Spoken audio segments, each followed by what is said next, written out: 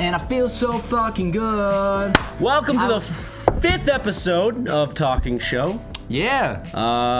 Back with our new set, wearing the same clothes as last time, because we're totally not recording these on the exact same day. But if you listen on iTunes, it doesn't matter because you can't see what clothes we're wearing. So you should watch it on YouTube because you get the full experience. And you guys were complaining that we didn't have a song, so Matt did a rendition of Dollar in the Woods for you for just a little section. Me? Had a burger. I did. Not just any burger, right? You had a burger that has changed a considerable amount. I did. Not in spirit, but in size. I did. McDonald's just unveiled Unveiled like it's a fucking Wait, do they have like a... Because you know how they have like conventions where they like unveil... scissor cutting shit? You know how they have events where they unveil new electronics? Do they have one for Are you talking fast about food? like McDonald's goes out there like a Steve Jobs at McDonald's like, now we've got something here today that we think everyone's going to be excited about? That's essentially what we're talking about. It's like, because with the iPhone it was like, we got the iPhone, but now it's bigger. And then later it's like, we got the iPhone bigger, and now it's smaller. Back to the original size. I never thought of that. But this is essentially what they did. Yep. Everyone's favorite, you know, they got a good old Big Mac, classic American. Never had one.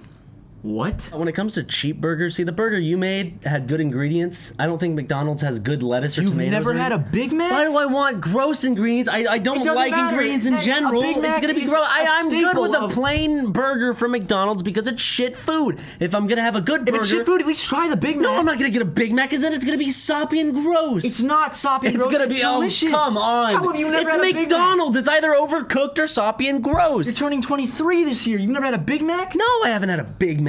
Ryan. Have you had a Burger King Whopper? Yes, many fucking times. Like, have you had a Whopper Jr.? Yes. Have you had the Whopper Extreme? That doesn't exist. But anyway, Big Mac, they gave him a little brother and a big brother. Now there's the Grand Mac, which is like a Big Mac, but it's bigger. So if you want to be... The Big Mac. Yeah, the Big Mac. The bigger Mac. And then they have the... Like from Always Sunny, they got a bigger Mac in one of the seasons. It's really good. You'd be surprised. It's delicious. It's really delicious. I really like Big Macs. You wouldn't know because I look like a skeleton. I look like a skeleton that everyone always says looks like he's sick and hasn't gotten enough sleep. Thank you, comment section. But I love Big Macs and I love fast food and I eat a shit ton of fast food. No, before you get on to this, let's give you a proper intro. Step off screen. I'll play you in. Ready? I know what you're gonna do. Ready? Yeah. Come in. Spooky, scary. Wow, how did I know you were gonna sing spooky, scary skeletons? My weight is something that, like a fat person being fat, that's like, I can't help it. I can't help being skinny. What does that sound? Oh, construction workers. Down the hall. Worker. He's alone.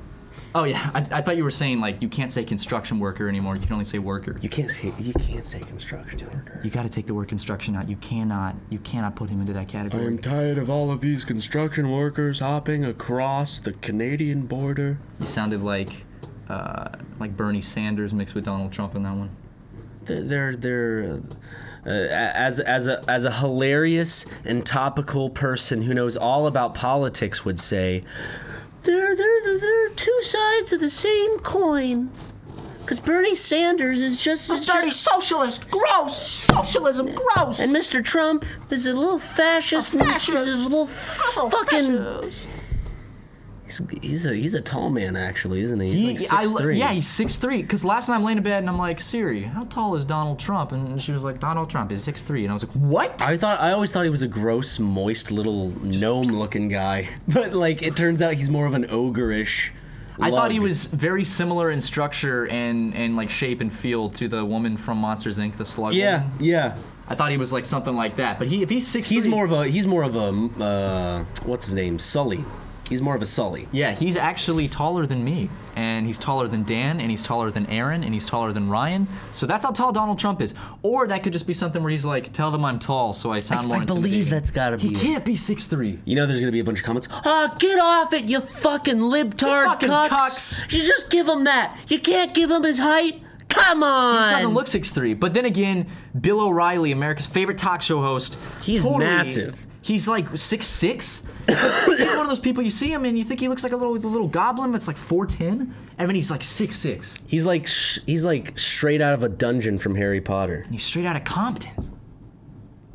I don't know what Bill O'Reilly would do in Compton. Crazy fucker named O'Reilly. Usually politics, it was very like kind of separate. People shut up about politics in the family, or usually on any social networking. Most people would shut up about it, but now politics has come into this thing where like they integrated with memes and they integrated with like the internet culture, the younger culture in general, and now politics is in the pop culture. Like Donald Trump, I think is entertainment now. Like when Donald Trump was elected during his campaign, and again, we're not like trying to like take sides or anything, but with this whole Trump presidency, we shouldn't even say that it's only about politics. It's only about Trump. Like Trump is dominating every. I'm curious to see like in the comments. I'm interested to hear people from other countries, minus like Canada, or England. I'm curious to hear like people that live in other weird countries, smaller Canadians, countries, fucking weirdos. If it's not America, it's weird. Freaks of nature. I'm curious to see how much like Donald Trump and all this American political fiasco thing is being covered in. That would be the construction worker running a saw. I'm just curious as to how relevant it is in other countries. I guess the last thing I'll say is this about politics before we move on, is that I see a lot of people like, just shut up about it. It's like, it's just a big deal though, because this affects the whole world and this affects like the future of America. And it has ingrained itself in pop culture. What's on... SNL makes fun of Donald Trump. Everything is Donald Trump. Colbert, Donald Trump. Seth Meyers, is that his name? Seth MacFarlane, Donald Trump. Donald Trump. Probably does. You got, who else? Any late night? Home Alone 2. Kimmel is part of that. Any late night show. Well, for people that do comedy and do late night shows, I'm sure they're just like, this ain't so bad because now I have had content dumped into my lap for the next 4 months. It's just easy material, and it's just gonna get old. It's gonna be kind of like big blockbuster Transformers movies. It's like, yes, people talk about it. Yes, people continue to want to watch it and see this train wreck or this garbage, but it's like it's not stimulating. It's not bringing. The thing is, it would be different if either side were able to listen to each other, but they don't. So it doesn't provide any form of meaningful conversation to advance any form of discussion about issues. It's just each side name-calling each other. Yeah, he has the media by the balls. Yeah. He has the media's nice little shaved clean balls right in the palm of his hands, the little prunes. And people think it's a form of protest. Like, let's make fun of him all the time. So that means... It fuels the fire. Well, like, basically what I was saying is like, it's getting old. The stuff that he says doesn't surprise me anymore. I don't... Usually it would get this reaction where I'm like, holy shit, did you see what he said? Now it's just like... His rhetoric hasn't changed at all. He has not turned into a worse person or a worse president or a worse politician. He's the exact same as when he started. He stated everything. I don't see why people are so surprised. Ryan is making sure the camera's focused. All I gotta say is, regardless of what your political opinions are, if you support Donald Trump, if you hate Donald Trump, at the end of the day, we aren't trying to like persuade anyone. Oh, it's in focus. It's good. Perfect. It's what I don't know. It seems to be good enough. I can't zoom in that much while it's filming. Yeah, but it's like, at the end of the day, whether you hate him or love him, if you're listening to us, thank you very much, and we do not care how you are politically, as long as you give us that sweet ad revenue. Right? Don't come to us for like serious political or take everything we say with a grain of salt and do your own research, and don't just listen to us because like maybe you listen to us and you like us. Don't just listen to us for that reason. Like, go out and do your own research and find out what you believe in and what you think is right. Maybe what you think is right is completely different from what I think is right, and that's totally fine. I mean, that's what makes the world go round. And another thing to go along with that, if you're on the right, just don't watch Fox. If you're on the left, don't just watch CNN or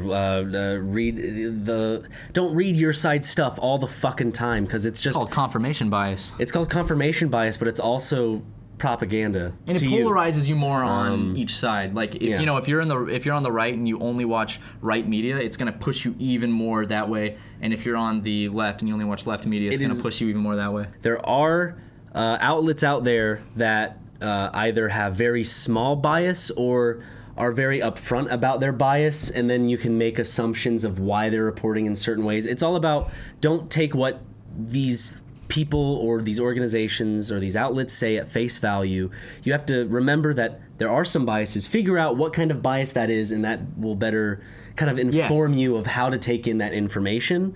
You have to be have to be smart now, because information now with the internet and everything that is out there, anything can be posted. So you have to kind of double check, and you might have to dig 10 minutes to figure out whether you actually are for something or against something. Yeah. And people are too quick. It's very easy to see people on Twitter or to hear someone you're close to, and then just parrot that without doing your own real research. So I think especially, I know that it's hard in this day and age to try to find like accurate information because everything is biased, but it is out there if you dig deep enough. And I think that in this day and age, it's more important than ever to do your own research. Yeah. And to try to figure out what you are really for, even if the people around you might not think the same way, or I think it's very important for people to think for themselves and not just parrot their parents or parrot what they see on TV or hear on the radio. It's important to, if you think that you belong to a certain side,